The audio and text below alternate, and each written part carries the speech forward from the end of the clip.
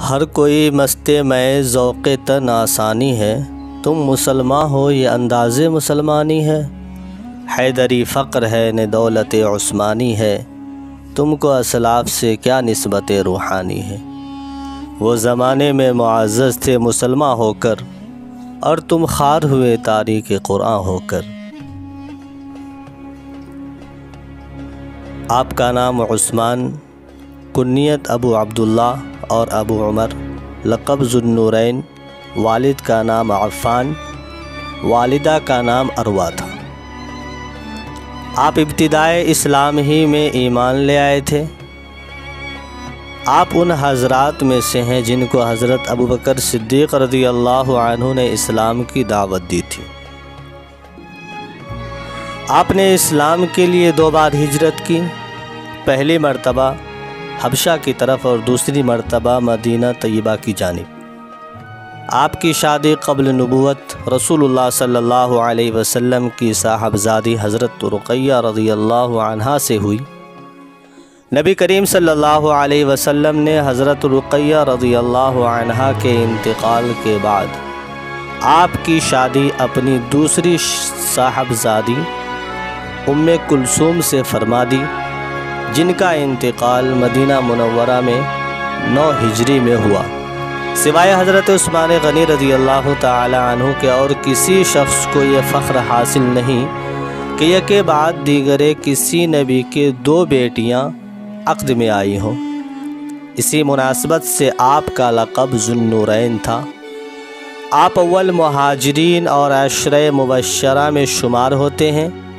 آپ ان لوگوں میں شامل ہیں جنہوں نے قرآن شریف جمع کیا۔ قبول اسلام اور مصائب و آلام۔ حضرت عثمان غنی رضی اللہ عنہ کی عمر کا 34 مذہب ترک کر کے ایک نیا مذہب اختیار کر لیا ہے۔ جب تک تم اس نئے مذہب کو نہیں چھوڑو گے میں تمہیں آزاد نہیں کروں گا۔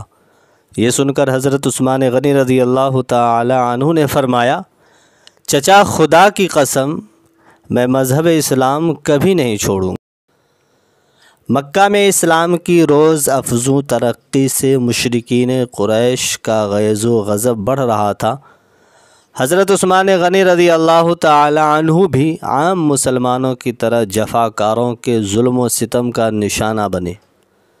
بالآخر خدا حضرت صلی اللہ علیہ وسلم کے حکم سے اپنی اہلیہ حضرت رقیہ رضی اللہ عنہا کے ساتھ حبشہ کی طرف ہجرت کر گئے۔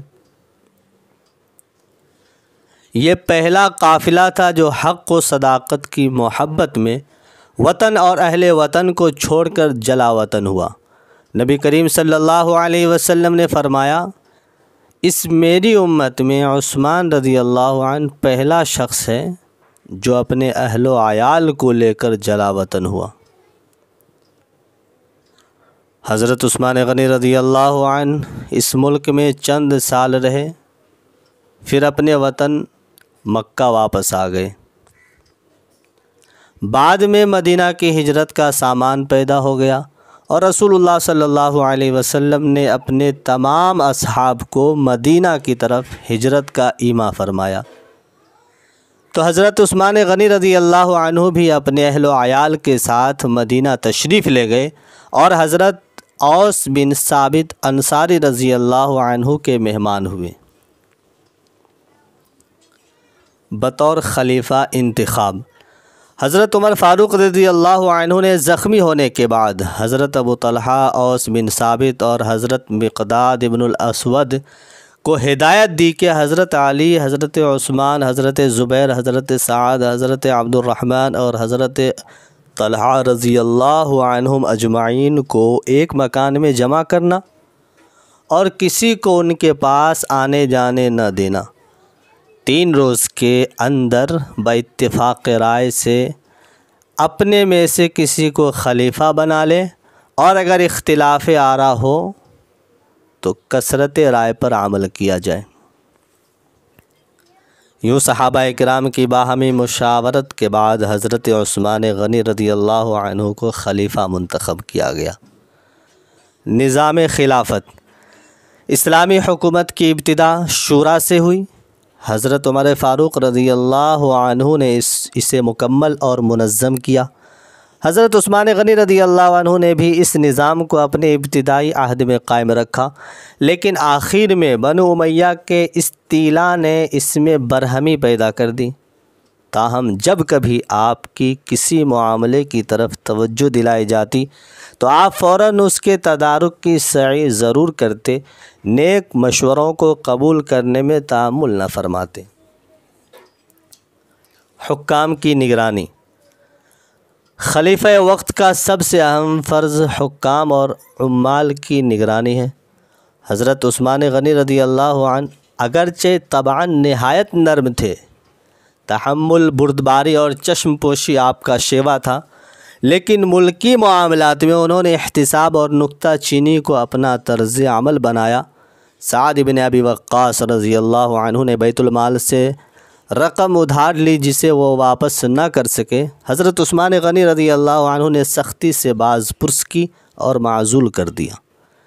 نگرانی کا عام طریقہ یہ تھا کہ دریافت حال کے لیے دربار خلافت سے تحقیقاتی وفود روانہ کیے جاتے تھے، جو تمام ممالک محروسہ میں دورہ کر کے عمال کے طرز عمل اور رعایا کی حالت کا اندازہ کرتے تھے۔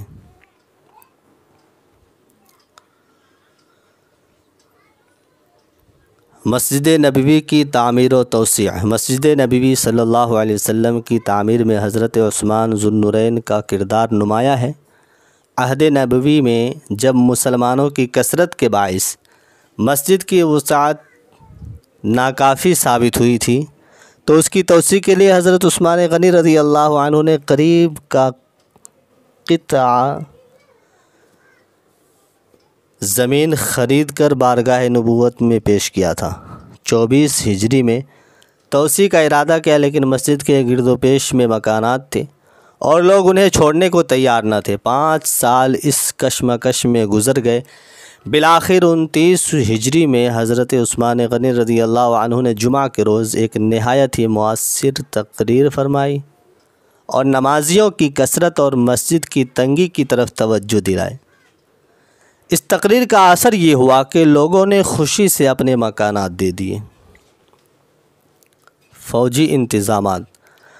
حضرت عمر فاروق رضی اللہ عنہ نے اپنے عہد میں جس اصول پر فوجی نظام قائم کیا تھا، حضرت عثمان غنی رضی اللہ عنہ نے اسے ترقی دی۔ تمام صدر مقامات میں علیحدہ مستقل افسروں کے ماتحت کر دیا۔ اس عہد کے مکمل فوجی نظام کا اندازہ اس سے ہو سکتا ہے کہ امیر معاویہ رضی اللہ عنہ شام میں رومیوں کے مقابلے کے لیے فوج کی ضرورت ہوئی تو ایران اور آرمینیا کی فوجیں نہایت عجلت کے ساتھ بروقت پہنچ گئیں۔